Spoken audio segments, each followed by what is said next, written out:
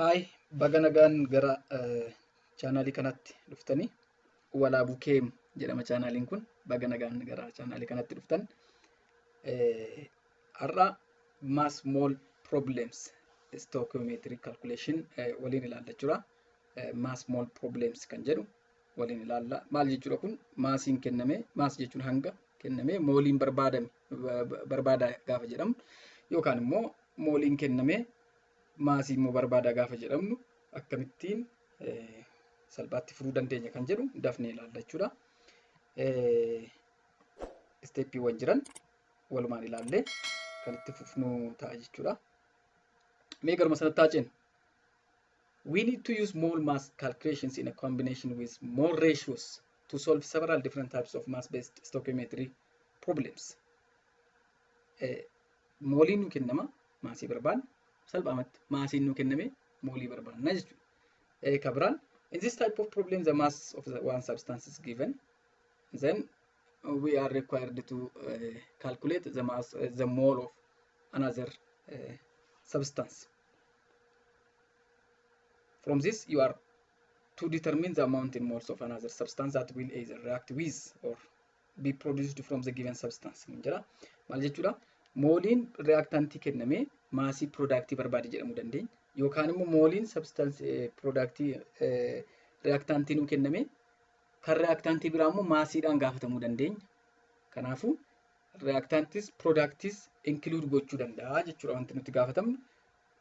Lamaan isaa include gochuu danda'a. Mee fakkeenyaan haa ilaallu hunduma isaafiyyuu. How many moles of nitrogen dioxide are produced by the decomposition of 200 gram of magnesium nitrate according to the following reaction equation? Addana keessatti kan ilaallu kunoo jira. Nitrogen dioxidein produced jechaa jira. Produced jechaa jira waan ta'eef nitrogen dioxidein kun productidha jechuudha. Kanaafuu eessarraa argamennaan decomposition of magnesium nitrate. Magnesium nitrate is decomposed into magnesium oxide, nitrogen dioxide and oxygen. Kanatti decomposed ta'a. Achirraati egaa 200 gram of magnesium nitrate is decomposed. Nitrogeniin hammamtu uumama? Kan gaafatamne nitrogenii qofa, nitrogen dioxide qofa gaafatamne. Achi keessatti garuu productoonni baay'een ni jiraatu. Mee ilaallu kunooti. The first step is always checking whether the equation is balanced or not. Balanced immoo balance miti jennee ilaalla jechuudha. Magnesiumiin lama jira addan. Gamanaanis lama jira. Akkasumas nitrogeniin isheen kun nitrogeniifis hin dhaabbatte waan ta'eef lama baay'isuu lama afurtu jira. Addana sirriidha afurtu jira.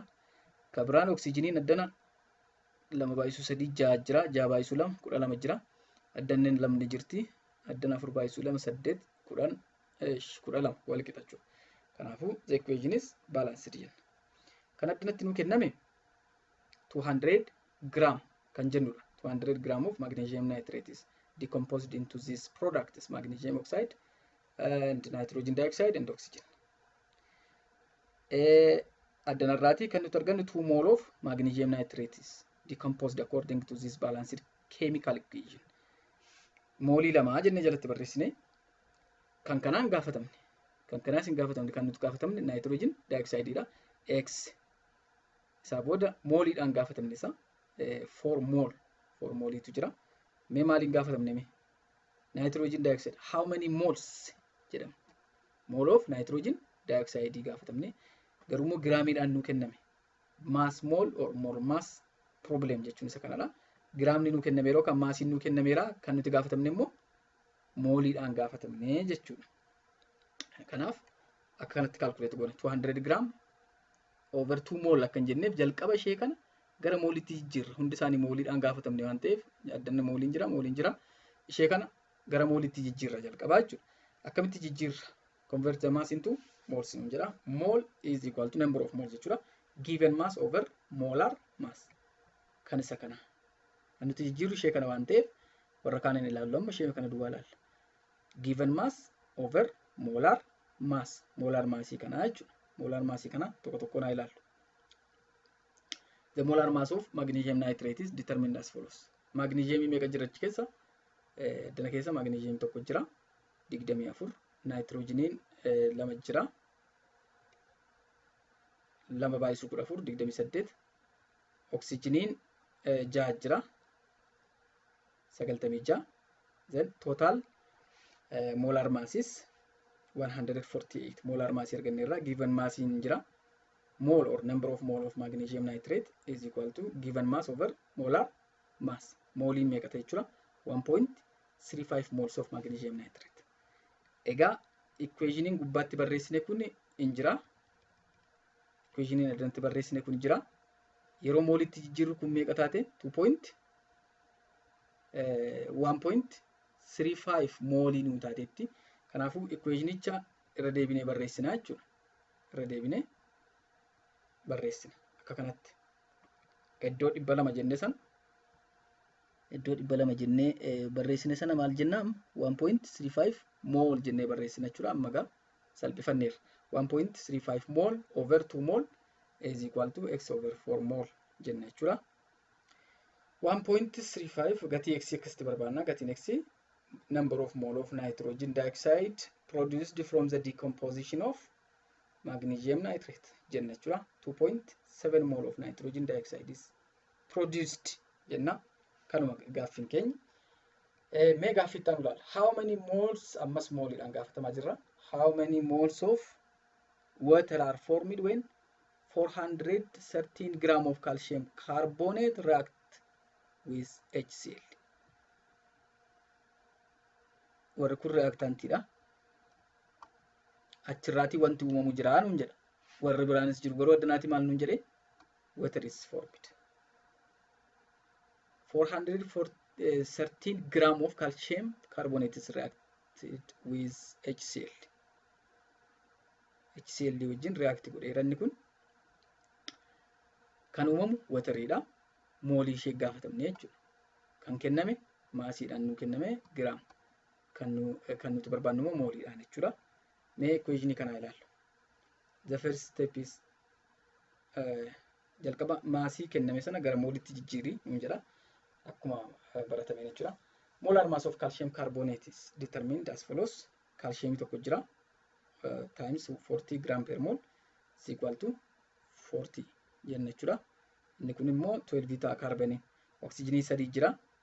3 baay'isuu 16 48 total 100 gram per mole jenna. Molar massiin kanadha jechuudha 100. Isaa booda molar mass argannaan number of mole is equal to 430 is given mass over molar mass jenna. Molar mass jenne beekna. Number of mole akkanatti argamta jechuudha.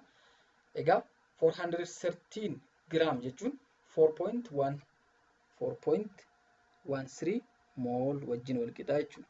Equationicha mooliidhaan barreessina jechuudha. Akka kanatti barreessina. Silaa addana meeqa barreessina ture? 413 gram.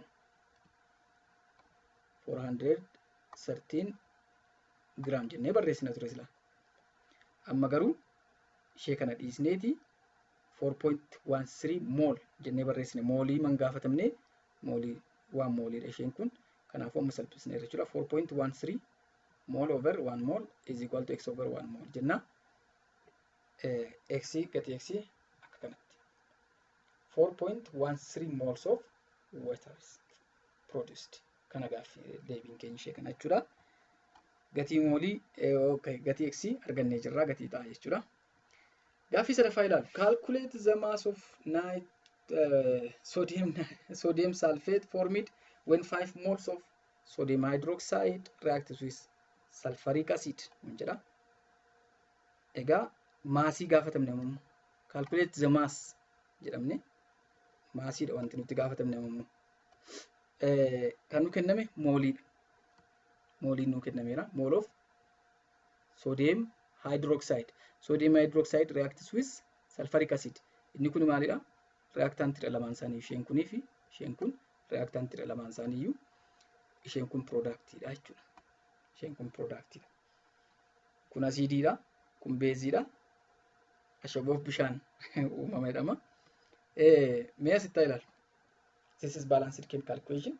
Jalqaba balanced ta'uu isaa ilaala. Hydrogenii lama jira. Kana addanas lama jira. Walitti afur. Hydrogeniin gama afur jiraachuu qabdi. Lama baay'isuu lama afur ta'a jechuudha. Sulfuriin tokko addanas tokko. Kabiraan oksijiniin addanaa afur. addana immoo 2 6 jira jechuudha. Addana 4 addana 2 6 jira. Kan biraan soodiyeemii. Soodiyeemiin 2 jira addanas 2 jira. Balanced. The equation is balanced jenna. Kan nu kenname mooliidhaan nu kenname. Kan nuti gaafatamne immoo maasiidhaan. Yeroo akkasii kana mooliin addanatti barreeffame salphaamatti argama waan ta'eef mooliin kaalkuleet gooneeti gara maasiitti deebisnaa jechuudha. 5 over 2 mol is equal to x over 1 mol jenna. Mooliin barbaanne gatii x mooliin arganna jalqaba. 2.5 moles of sodium sulfate is formed. Egaa ishee kana gara maasiitti jijjiirra. Mass number of mole is equal to given mass over molar mass jenna. Amma maasii barbaadaa jirra. Maasiidhaan gaafatamne waan ta'eef mass is equal to number of mole kanatti baay'isna jechuudha. Ishee kana wajjin deemuu baay'isnu maasiin maal ta'a? Mass is equal to n times molar mass. M inni kun molar mass jedhama. Isheen kun molar mass jenna dhiifama. Molar mass ishee kanaan given mass jenna. Given mass jenne beekna jechuudha. Given mass jenne beekna. Given mass, molar mass, this is number of mole. Egaa molar mass itti baay'isnee maasii keenya arganna. Inni arganne kuno ishee kana. Isheen kun gatii enniiti jechuudha. Kabiraan kan nuti barbaannu ishee kana inni barbaannaa hin qabnu. Isheen kun immoo molar mass of kun immoo kanaati. Yookaan immoo this is molar mass of sodium sulfate jenna. Kanaaf molar massii kana calculate goone argannaa jechuudha. Molar mass of sodium sulfate can be determined as follows. Sodiyeemiin 2 jira. 2 baay'isu 23. Tokkoon 23 waan taateef 46 gram per mol. Sulfuriin tokko jira 32. Oksijiniin 4 jira. 4 baay'isu 16. 64 totally 142 gram per mol.